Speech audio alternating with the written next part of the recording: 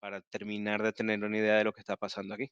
Un libro necesario, creo yo, porque además hace no mucho salía el libro, ya lo comentamos con él también en ese especial que hicimos del Barça de Guardiola con Martí Perarnau, esa evolución táctica del fútbol, que es un libro que para enfrentarse a él hay que tener tiempo y paciencia, es espectacular, pero es un libro denso.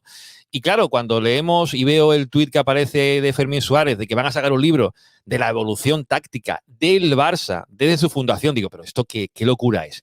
Fermín Suárez, ¿cómo estamos? ¿Qué tal, chicos? Muy buenas, ¿cómo estáis? Bueno, pues muy bien, no tan bien como tú, porque claro, presentar un libro que se llama El estilo del Barça, y además tú lo decías en ese tuit, que ha llevado años, lo tapado que lo habéis tenido, porque yo no había percibido nada en ningún tuit tuyo, y te leo mucho, de que un libro así se estaba cociendo. Sí, llevamos años cociéndolo y seguramente el confinamiento dio ese punto extra para acabar de verlo todo, para ver muchísimos partidos de prácticamente todo lo que hay en Internet antiguo. Hemos llegado a verlo y realmente teníamos ganas de hacer algo así porque creo que había grandes libros por secuencias, pero no había un libro que pudiera abordar los casi 125 años de historia, desde el kilómetro cero hasta la actualidad, e ir uniendo esos puntos que comentaba Gus del viaje estilístico, incluso antes de que existiera el conocido estilo Barça. Porque antes había una aproximación, pero nadie, seguramente hasta Cruyff, intentó sentar unos cimientos tan fuertes, tan vigorosos, y a partir de ahí se explican muchas cosas. Pero realmente el viaje ha sido apasionante, ha sido un trabajo realmente exhaustivo, muchísimos años de curro con esto, pero esperemos que guste y que permita explicar un poquito mejor de dónde se viene hacia dónde se va. Decía Gus el nombre de Rinus Michels. Yo recuerdo haber leído también, no sé si a Martí Perarnau incluso, sobre la influencia escocesa en el juego de pases del Barça ya, bueno, casi principios de siglo, a diferencia del juego inglés tradicional. Pero claro, esto tiene un comienzo. ¿Dónde empezamos a datar el comienzo del estilo Barça? Claro, hay distintas capas y distintos niveles de profundidad, pero siempre desde los inicios se relacionó el estilo Barça con un estilo de pases, de propuesta ofensiva, de mucha gente de buen pie arriba, marcando diferencias. Seguramente hubo una contraposición bastante fuerte con el juego, por ejemplo, norteño, que era algo más directo, algo más vertical, con mucho más balón rizado. En cambio, el Barça sí que abogaba por un poquito bajar ese balón al piso, asociarse un poquito más, y esa tendencia seguramente marcó los primeros años y la impregnó con jugadores como Paulino Alcántara, como Samitier, incluso como un falso 9 que ya había, pero a principios de siglo, que fue Steele, que era un jugador que ya tenía experiencia en el fútbol profesional, en Inglaterra, y que llegó para cambiar un poquito todo. Y fue poco a poco esa presencia de jugadores escoceses, jugadores ingleses, de buen trato de balón, de buen pie, que fue sembrando y fue cultivando y allanando un camino que tiempo después, evidentemente, se allanaría de una forma increíble. ¿Qué es lo que más te ha costado a la hora de hacer este libro, Fermín? Imagino que habrá muchas... Claro, es mucho, ¿no? Son muchos años, son 125, tú decías.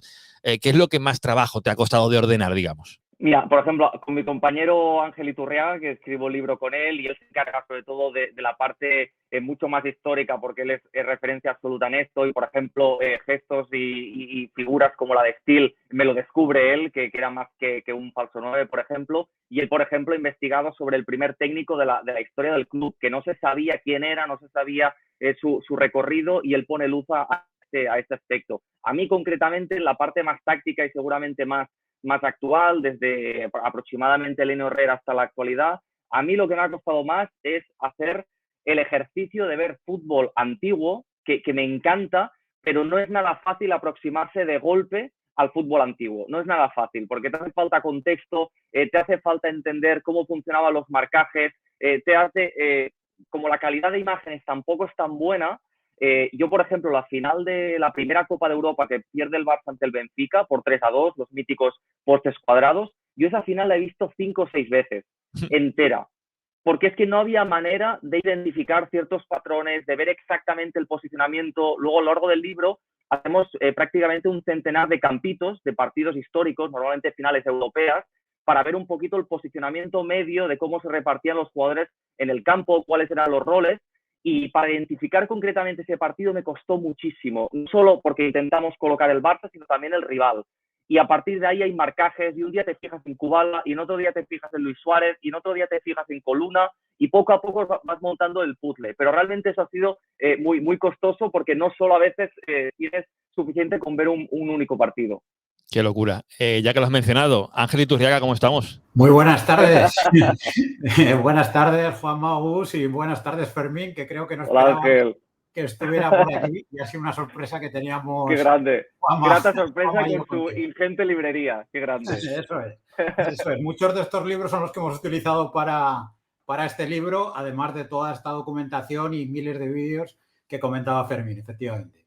Ángel, ya Fermín más o menos ha comentado su experiencia. En tu caso, que también tienes ya trayectoria a la hora de escribir libros, la relación tuya con la historia es un poquito más fácil, ¿no? Claro, yo realmente, mi acercamiento hacia el fútbol siempre es desde la historia, como historiador que soy, ¿no? Entonces, lo que más me apasiona es la historia y el poder desentrañar, pues, personajes como este primer entrenador, casi protoentrenador que hemos descubierto en este libro del Barça, o como una serie de cuestiones que hemos ido descubriendo a lo largo de este libro, pues gracias a la documentación, ¿no? Y documentación que no había salido a la luz y que a la hora de contrastar y de hablar además con otros historiadores de otros países, etcétera, hemos logrado descubrir algunas cuestiones que la verdad que no teníamos ni idea, ¿no? Tanto desde el punto de vista biográfico de entrenadores, jugadores, como desde el punto de vista de los sistemas de juego, ¿no? Y cómo ha ido evolucionando en el Barça este sistema de juego desde los primeros tiempos en los que Gamper organizaba un poco a sus amigos casi a su gusto, hasta nuestros días con Xavi. Gus, ¿alguna preguntita para los amigos Fermín y Ángel? Sí, algún paradigma que ustedes hayan tenido en la cabeza antes de introducirse a la historia de todo esto y que después de documentarse se hayan dado cuenta que estaban equivocados después de haber visto tantas cosas. Esta es muy buena. Yo es que se me viene a la cabeza porque siempre piensas, porque como hemos tratado mucho la huella de distintos entrenadores, siempre hay algunos que ya los clasificas con un punto de seguramente este no va a aportar tanto, porque entendemos un relato y entendemos que hay entrenadores como Cruyff, como Rijkaard, como Van Gaal, evidentemente Guardiola, que han abonado mejor esta idea, incluso Menotti, Laureano Ruiz. Pero, por ejemplo, yo a la hora de abordar Benevol, realmente, claro, tenía la idea simplemente de, bueno, este va a ser un entrenador de juego muy largo, de juego muy directo y de poca miga. Pero realmente, si te paras a analizar exactamente esa receta energética, cómo presionaban, lo bien que lo hacían, de forma tan coordinada, lo bien que transitaban, ya sé que no es estilo Barça como lo entendemos, pero realmente su aporte y la liga esa 84-85 que conquistan es increíble. Y tiene puntos muy interesantes, que es cierto que quedan de forma muy episódica porque no tiene continuidad, pero fue interesante de ver que su aportación fue rica en algún punto. ¿Y en tu caso, Ángel? Pues yo, por remontarme un poco en el tiempo también, por ejemplo, teníamos desde siempre, porque además está documentado, por ejemplo, Nogués era el primer entrenador de la historia del Barça que había implantado la WM. Y en este caso hemos conseguido descubrir, que bueno, lo podréis leer en el libro, que todavía es anterior a Nogués, un entrenador anterior a Nogués fue el primero en implantar la WM, lo que además generó una serie de polémicas tremendas en la prensa, porque la WM, que al final era retrasar un centrocampista a central para poner tres defensas, se consideraba pues saltarse el estilo Barça de la época totalmente, ¿no? Y era como hacer un fútbol absolutamente defensivo contra el que estaba la prensa de la época y bueno, la prensa, Mundo Deportivo, La Vanguardia, etcétera, eran absolutamente críticos con este, entre comillas, paso atrás, que estaba totalmente justificado, ¿no? Porque el Arsenal lo había hecho años antes y ya prácticamente todo el fútbol inglés lo estaba haciendo. Al final no dejaba de ser una innovación, pero a la gente, a los aficionados de la época, la mayoría de ellos no lo entendían, ¿no?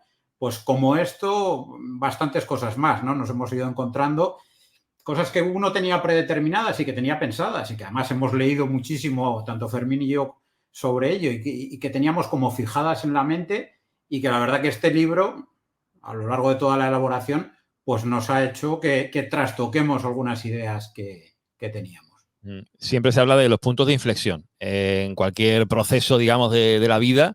En el estilo Barça, ¿cuál fue o cuáles han sido los puntos de inflexión? Yo creo que Ángel seguro que tiene puntos de inflexión de los inicios. Para mí, el más salvaje de la actualidad, incluso más que el de Guardiola, y esto son palabras mayores, porque creo que no había nada construido antes, o sí que se construyó pero no tuvo continuidad, por ejemplo con Menotti, que fue una aproximación bastante plausible a lo que hoy entendemos por estilo Barça, es Cruyff. O sea, es el punto táctico de inflexión más salvaje que he encontrado, porque realmente el cambio es absolutamente radical de Venables, de Luis Aragonés, a lo que intenta implementar Cruyff. No solo por dónde se venía, sino por lo que él intenta transmitir, que es absolutamente innovador y sería perfectamente aplicable a otro siglo. Empieza a hablar de conceptos, empieza a ejecutar conceptos que nada tienen que ver con el paradigma de la época, y esto realmente construyó tanto y tan bien, de raíces tan vigorosas, que a partir de ahí poco a poco se pudo edificar y se pudo evolucionar con Louis van Gaal, con Luis Enrique, con Guardiola, con Rijkaard, pero evidentemente sin ese punto cero prácticamente de Cruyff hubiera sido muy complicado.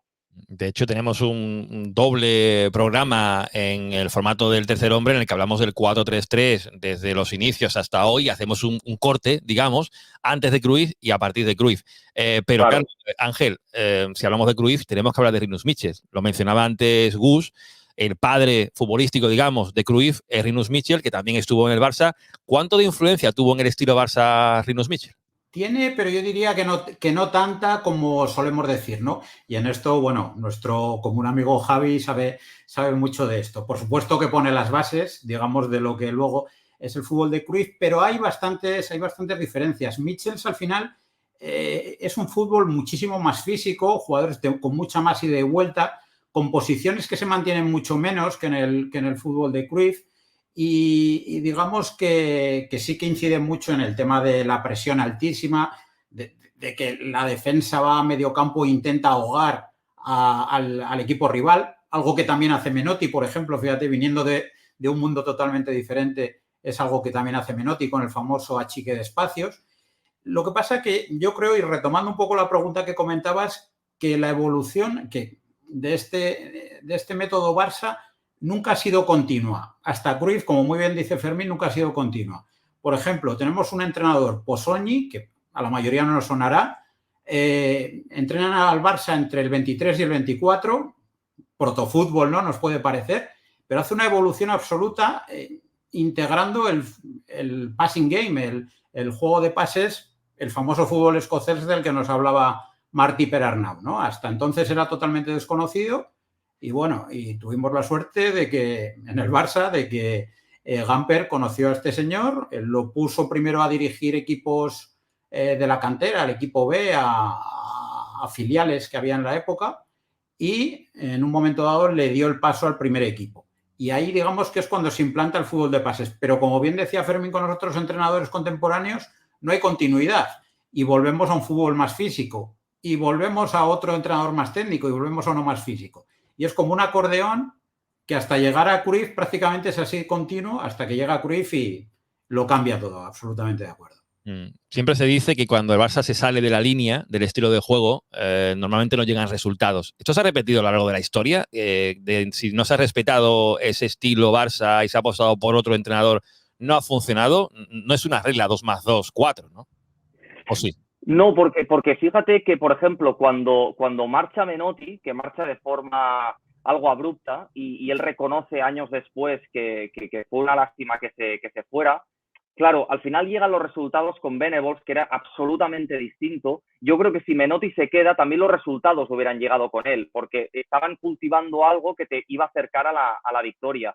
Si tú das tiempo a un proyecto, lo reúnes de buenos intérpretes y sobre todo abrigas un poco esa estabilidad en el tiempo, eso es lo que está demostrado que da réditos.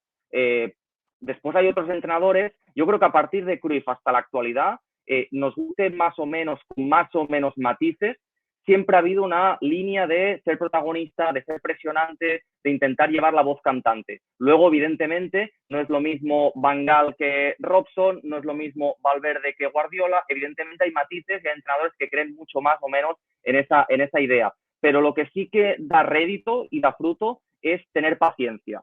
si la idea es clara y está bien desplegada, la reúnes de buenos canteranos y la barnizas de jugadores diferenciales, seguramente esto, aunque no haya receta exitosa paradigmática, seguramente esto te pueda acercar a la victoria. Sí, esa era otra pregunta que tenía. Además de un entrenador, ¿ha habido segundos entrenadores importantes dentro de la historia del Barça que hayan influido en el juego? ¿O jugadores que hayan hecho que el estilo del juego del Barça cambiase de tal manera o haya hecho que el estilo explotase de cierta manera que haya potenciado todo el juego en general? Yo te diría que en el caso de segundos entrenadores ya nos tenemos que ir a los muy contemporáneos, ¿no? Y a los que podemos conocer todos, tipo Tencate, tipo Vilanova, entrenadores más contemporáneos, porque el concepto staff técnico que podemos conocer hoy en día es algo muy contemporáneo, prácticamente casi podemos decir que nace en los 90, ¿no? Acordaros el banquillo de Cruyff, pues estaba Resac, estaba el preparador físico y estaba el delegado. No teníamos mucho más, ¿no? Los staffs eran muy cortos. Entonces, digamos que son figuras muy contemporáneas y sí que estos que comentábamos, algún otro, ha tenido su influencia. Lo que sí te diría es la gran influencia, y voy a retomar otra vez los orígenes un poco del Barça, que tuvieron jugadores como Steel, precisamente, o Patulo, que hablaba Fermín anteriormente, en mejorar la calidad técnica, incluso los gestos técnicos absolutamente desconocidos en la Barcelona de la época que trajeron ellos. Y, por supuesto, hay un hombre que creo que todavía no hemos comentado y que es un antes y un después en la historia del Barça, que es Kubala, ¿no? Kubala no solo convierte al Barça un poco en lo que es hoy en día, algo que trasciende lo meramente futbolístico, sino que su manera de jugar, su presencia en el campo, sus gestos técnicos hacen que muchísima gente que no estaba cerca del fútbol se acerque al fútbol, ¿no? Y haga que el fútbol se convierta en un fenómeno social que ya lo era desde los años 20, pero muchísimo más, un fenómeno absolutamente de masas, ¿no? Y Kubala, sin duda, cambia para bien la historia del Barça y no podemos entender, igual que no podemos entender un Barça sin Kubala, o sea, sin Cruyff, no podemos entender tampoco un Barça sin Kubala. Yo tengo dos nombres apuntados aquí en rojo, porque además lo hemos comentado mucho. Uno de ellos, hace poco hablábamos con él, con Joan Vilá, y otro es Laureano Ruiz, que uno al final es discípulo del otro, Joan Vilá de Laureano Ruiz. Estos nombres, yo creo, Fermín, casi pondría la mano en el fuego, que tienen protagonismo en el libro. Tienen protagonismo. Yo creo que explicar en la actualidad lo que es el estilo Barça sin Vilá, sin Seirulo, sin Isaac Guerrero, que han sido las personas que han pasado por el área de metodología, no tendría ningún sentido. Y gracias a ellos podemos explicar mucho mejor lo que es esta realidad, más allá de la observación, de las declaraciones de los jugadores y también de la revisión de partidos. Y evidentemente tienen muchísimo peso, tienen presencia. Y el tema de Laureano, realmente, haciendo la revisión con Ángel, nos sabe mal que no hubiera tenido más recorrido. Porque es que, hablando con Tente Sánchez, nos decía que era un entrenador que estaba preparadísimo para la época, que tenía mucho más nivel que otros entrenadores que había tenido de mucho más postín, que era un entrenador que ya desde las inferiores le decía cómo colocarse, qué decisiones tomar, que tenía la idea muy clara, que le daba opciones, que incluso Seirulo nos decía que se había aproximado a los rondos de una forma en la que ahora podemos ver bastante similitud, aunque evidentemente tenía sus matices distintos. Era como una gota en el océano. Era un técnico absolutamente innovador para esa época. Fue pues tan solo un parche al final, en una temporada en la que destituyeron a Wettweiler, luego no tuvo continuidad, pero sí que creo que tuvo continuidad en la cantidad de jugadores que pasaron por sus categorías inferiores y luego fueron al primer equipo, pero es de los técnicos que realmente es una lástima que no tuviera más trascendencia en el primer equipo. ¿Coincides, no, Ángel? Sí, absolutamente. Todas estas personas que han estado en el área de metodología, todos los que somos culés o nos hemos acercado al Barça de una manera u otra, somos deudores de ellos, ¿no? Porque al final sí hablamos de las figuras mediáticas, hablamos de las figuras icónicas para todos y, por supuesto, merecen estar donde están, ¿no? Guardiola, un Cruyff, etcétera.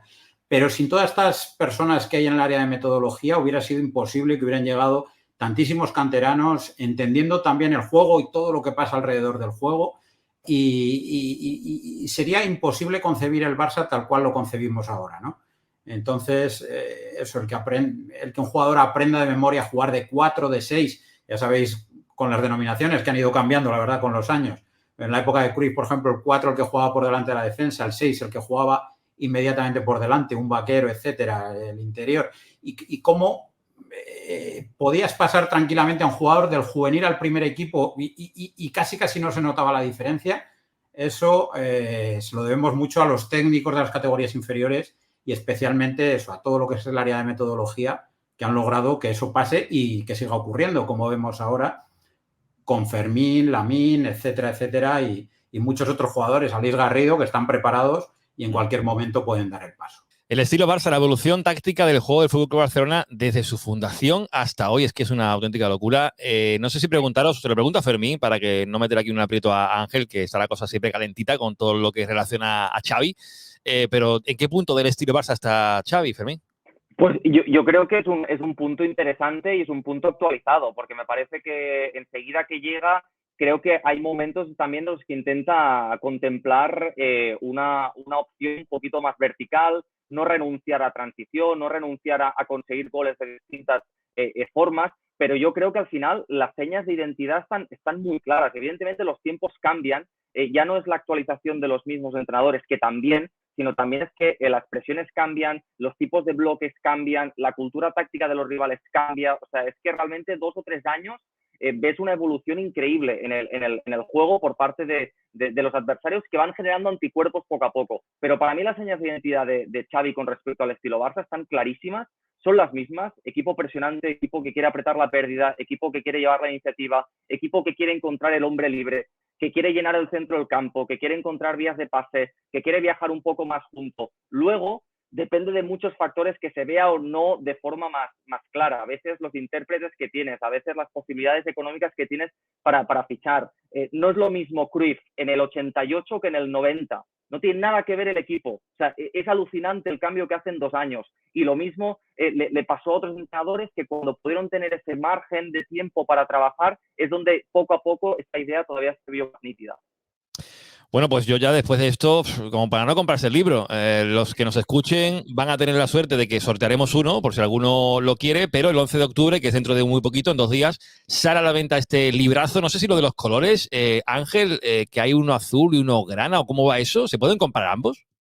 Sí, bueno, tenemos el libro, de momento está traducido, bueno, nosotros lo escribimos en castellano, está traducido al catalán, y bueno, y cada uno de los colores está, pues uno de los colores está en castellano y el otro en catalán. Esperemos, si todo va bien, que consigamos más traducciones, que sería señal de que el libro va muy bien y que se puede extender a otros países. Pero bueno, eso será cuestión de tiempo. Yo estoy convencido de que va a funcionar como un tiro, así que mucha suerte, Fermín, Ángel, ha sido un placer teneros aquí y nada, que el estilo Barça siga durando 125 años más. Ojalá. Muchas gracias por todo, Juanma. Un fuerte abrazo. Muchas gracias, Juanma y Gus. Un abrazo. Hasta luego. Gracias.